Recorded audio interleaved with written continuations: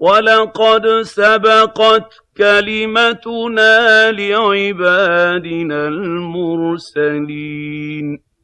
إِنَّهُمْ لَهُمُ الْمَنصُورُونَ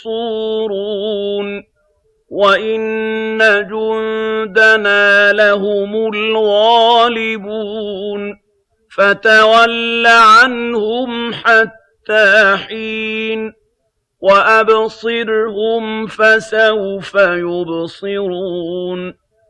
أَفَبِعَذَابِنَا يَسْتَعْجِلُونَ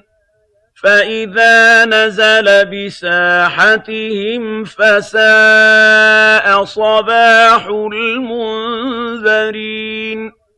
وَتَوَلَّ عَنْهُمْ حَتَّىٰ حِينٍ وَأَبْصِرْ فَسَوْفَ يُبْصِرُونَ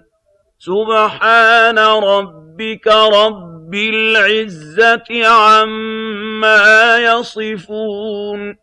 وَسَلَامٌ عَلَى الْمُرْسَلِينَ وَالْحَمْدُ لِلَّهِ رَبِّ